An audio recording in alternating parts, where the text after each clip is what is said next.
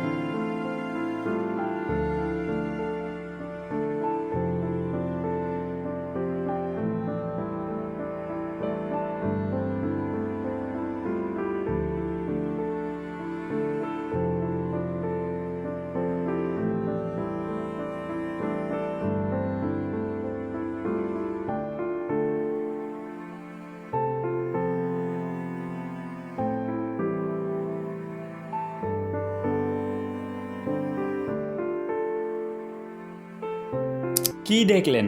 আমরা যে 3 বেলা খাবার খেতে পারছি, আমরা যতটুকু সুস্থ আছি, আমাদের জীবনে নিরাপত্তা আছে, আমরা যে বস্ত্র পরিধান করছি, এগুলোকে আমরা কখনো নেয়ামত হিসাবে বিবেচনা করেছি? হ্যাঁ, করেছি, কিন্তু আমরা তা কখনোই অনুধাবন করতে পারিনি। যদি আমরা এগুলোকে নেয়ামত হিসাবে বিবেচনা করতাম এবং তা অনুধাবন করতে পারতাম, তাহলে আমরা কখনোই আর নিজের জীবনকে নিয়ে অভিযোগ করতাম না। এখন আমি আবার আপনাদেরকে প্রশ্ন করছি, আপনি কি আপনার জীবন নিয়ে সুখী? উত্তরটা অবশ্যই কমেন্টে দিয়ে যাবেন।